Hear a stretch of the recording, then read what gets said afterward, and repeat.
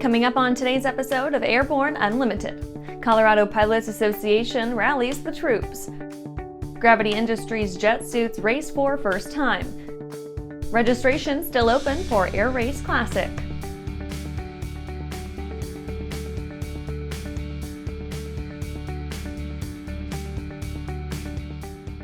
Welcome to Airborne Unlimited. I'm your host, Holland Lee. Let's get into today's stories. Colorado Pilots Association rallies the troops. The Colorado Pilots Association has called upon its members, friends, and stakeholders throughout the state to push back on the imposition of House Bill 24-1235, Reduce Aviation Impacts on Communities, in its current form.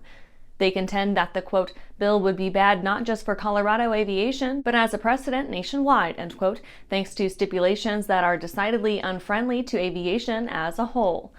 The bill has a handful of elements and grant-establishing mechanisms nestled inside that could very easily be used to stifle aviation operations and further regulate smaller airfields into oblivion, particularly in areas with already contentious neighbors.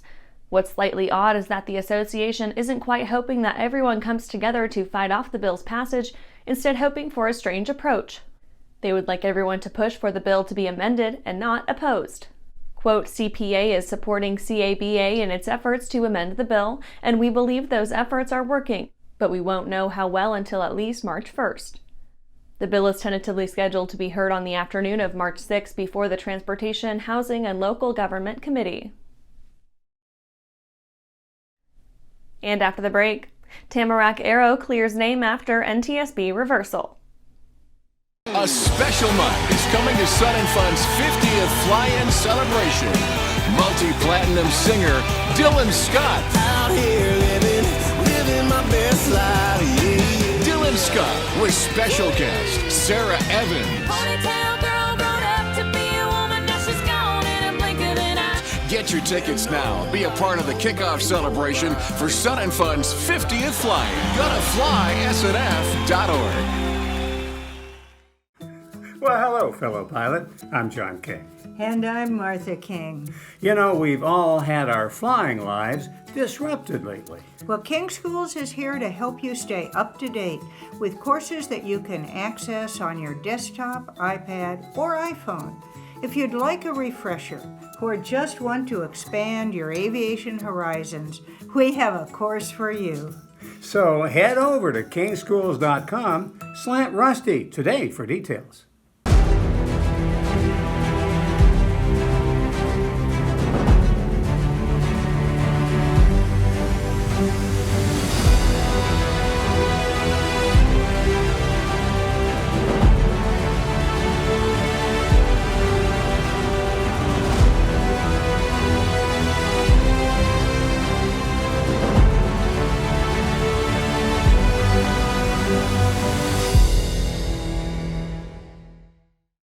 Welcome back.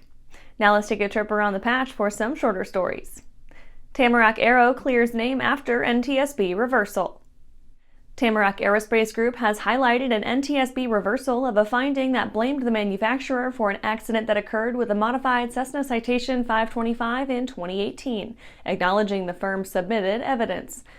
The new updated report isn't quite the exculpatory, scot-free release that cursory glance may give. Instead, it's more of a reassignment of blame, a bureaucratic shrug that unloads 100% of the guilt from Tamarack's shoulders without placing it anywhere else. Boeing admits to discussions with Spirit Aerosystems. While the rumor mill was winding up over the possibility of Boeing acquiring its embattled partner Spirit Aerosystems, the airliner builder actually did something uncharacteristic and spoke up a little about what might or might not be going on. So Boeing issued a statement. Quote, we have been working closely with Spirit Aerosystems and its leadership to strengthen the quality of the commercial airplanes that we build together. We confirm that our collaboration has resulted in preliminary discussions about making Spirit Aerosystems a part of Boeing again, end quote. True Simulation shows off new Veris VR flight simulator. Textron's Bell Flight Training Academy will be using a brand new type of virtual reality flight sim at their flagship location, with a brand new Veris VR flight simulator. The unit was recently shown off at the HAI Heli Expo 2024, offering clients a clean sheet design that combines a traditional full-motion experience with visual augmentation to make it feel even more like the real thing. Bell Training Academy will be the launch customer for the type and begin using the simulator on the Bell 505 later this year. IAC welcomes new executive director. Following the resignation of Stephen Kurtzon, IAC Executive Director up through the end of January, Oshkosh native Tim Donk will be joining the IAC team on Monday, March 4th as the new IAC Executive Director. He will have responsibility over all IAC operations, including managing events such as the IAC presence at AirVenture and the U.S. National Aerobatic Championships. In the role, he will interact with the IAC Board of Directors and building support for IAC membership and IAC chapters. Well, that's it for today's trip around the patch. Let's get back to the rest of the news. Gravity Industries jet suits raced for the first time. Gravity Industries' powered jetpack jacket got to kick off its first race in the 2024 series, starting off in Dubai with a 7-man stack. The race garnered headlines around the world, promising an eye-popping sprint of jetpack-equipped racers bobbing and weaving in between high-altitude skyscrapers, but the ultimate result was understandably tamer. Racers operated over a nearby river, still making the most of Dubai's skyline. It's good advertising for Gravity's product, which straddles the line between a tourism spot and a bespoke vehicle manufacturer.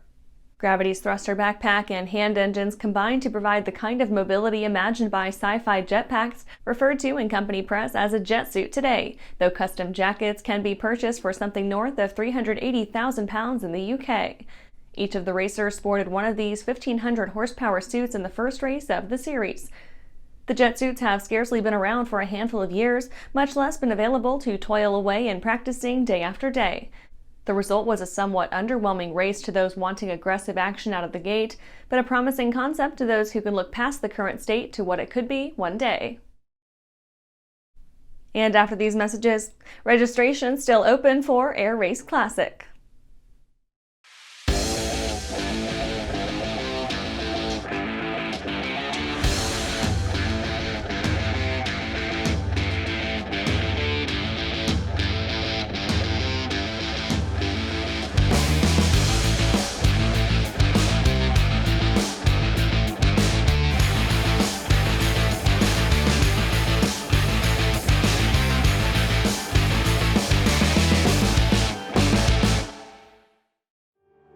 I grew up in an aviation family. My dad flew airplanes and flew air shows actually, so ever since I was 3 years old, the only thing I've ever wanted to do was be an air show pilot. It's cliche, but I get to live my dream every single day. I'm currently using the Hartzell Talon, the new aerobatic propeller. It's increased the performance of the airplane. It's made the harmonics balance throughout the airplane so much better. By far the best aerobatic propeller that I've ever flown behind.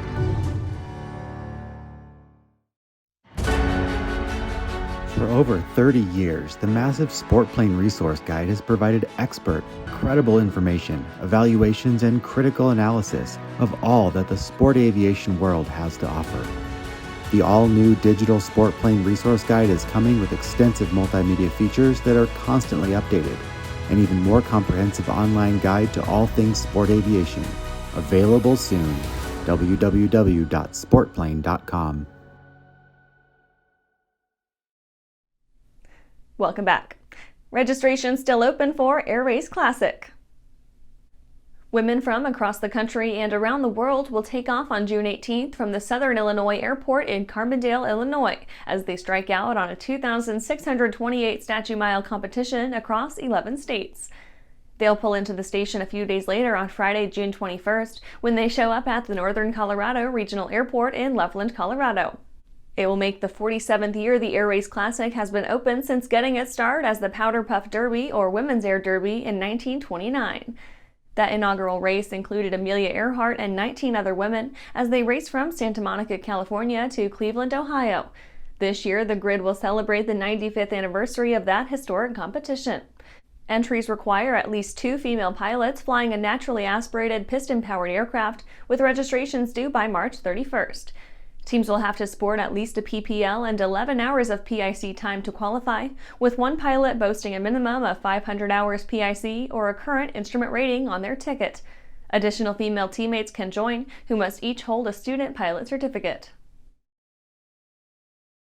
And that's our show for today. You can catch episodes of Airborne on YouTube, Roku, or Fire TV. Just search for Aero-News or Airborne, and don't forget to follow us on social media. Thanks for watching.